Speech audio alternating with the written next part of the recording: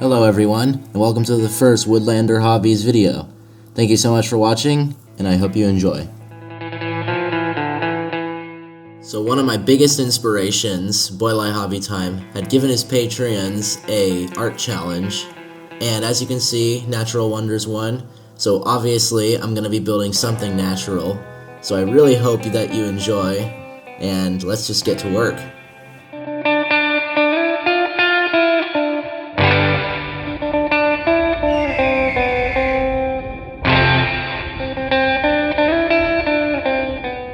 So for the base, I used some pine wood glued together. I had to use pine wood because I didn't have any other wood, but this will work for me. To build up terrain, I decided to use some styrofoam. Well, technically this is XPS foam, but it tends to work better for modeling, so that's why I chose it.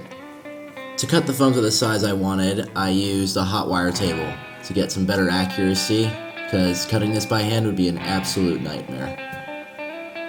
I wore a respirator the whole time I was cutting the foam, because you do not want to be breathing in this stuff. Then I just sculpted the foam to look like somewhat of a rocky terrain, kind of like the rocks you see in Utah. I don't know, just kind of a semi or arid, dry, rocky something. I then taped and glued everything in place and weighed it all down so it wouldn't expand, and that was done. I then switched the tip on the hot wire knife to the short pointy tip, and this is what I'll be using to carve the texture into the rocks, as one does. And you may have noticed that the rocks have lost their tape and changed their shape. Well, that's because they magically carved themselves overnight.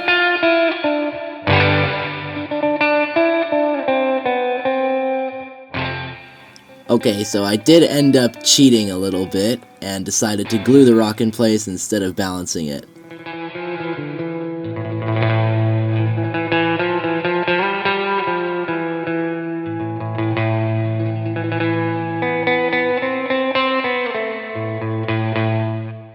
It's not 100% accurate, but I think it gets the point across. I mixed up a batch of Boylei Hobby Time's plaster, Mod Podge, and acrylic paint mix. Acrylic paint. Acrylic paint.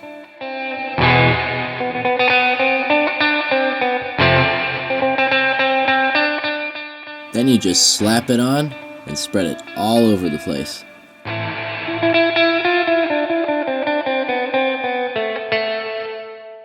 In a couple minutes, we went from moon surface to cottage cheese surface. Then it was time to take it outside and give it a coat of gray primer.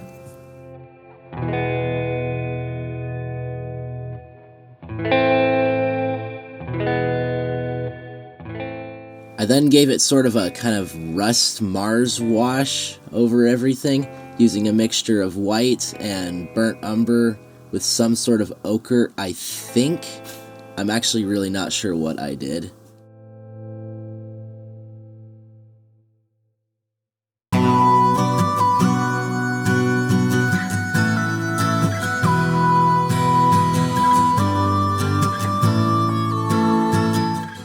While that was drying, I decided it was time to find some characters, or explorers, or Lewis and Clark men, whatever you call them.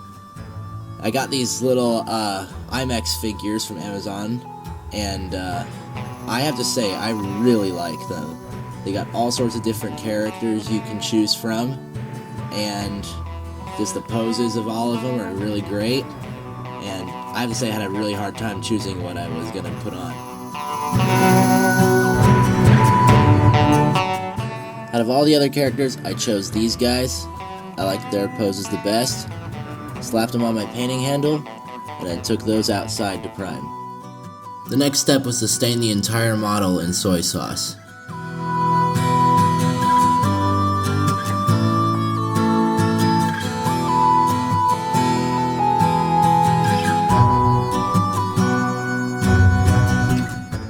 I next dry brushed the whole model in a sort of buff tan thing. and the keen elf eyes may have noticed that there's a couple white spots on the model. That's because I dry brushed too hard and there wasn't enough Mod Podge in my plaster. So I guess it's better to put more Mod Podge in the plaster. Lesson learned. Next I did the static grass. Rather than tell you what I did here, instead I'm going to tell you about what this actually is. So it's a famous landmark in southern Idaho called Balanced Rock. I've actually never been there. I've had a reference photo the whole time, but I just thought it'd be kind of cool if it took place like in the Old West, like maybe Lewis and Clark had come this way and they had gotten lost in like the canyons with like Sacagawea and all that, and this is just them finding their way out, and they found this really cool rock balancing as one rock does.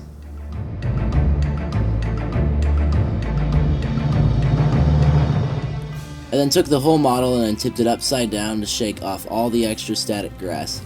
It's better to save this stuff because it is expensive, and I like to save it if I can.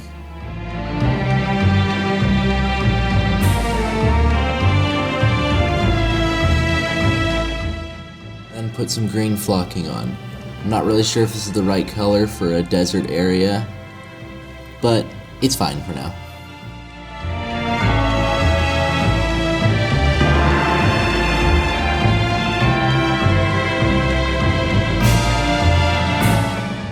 The rock is a little bit wobbly, so I'm gonna have to fix that later, but it's okay for now.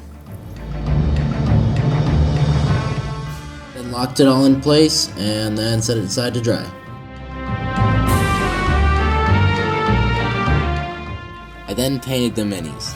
There wasn't really anything too special about them. I just painted them as your average Western Lewis and Clarkian explorers or something. But hey, the real trick is to have fun and the details don't matter, so just have fun.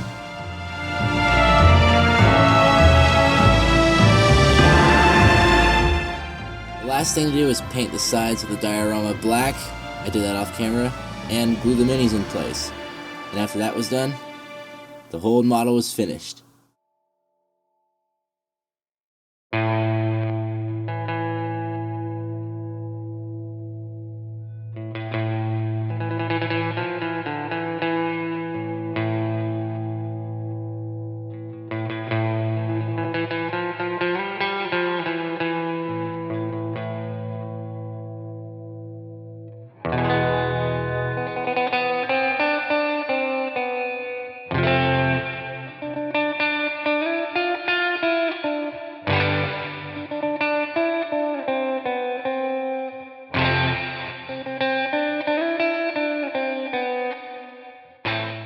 Well, that is it for this video. Thanks to everyone who's watching this. I really hope you enjoyed it a lot.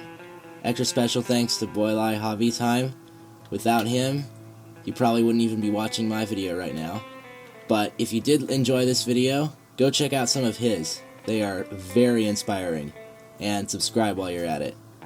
Otherwise, have a great rest of the week, and I will see you all on the next video.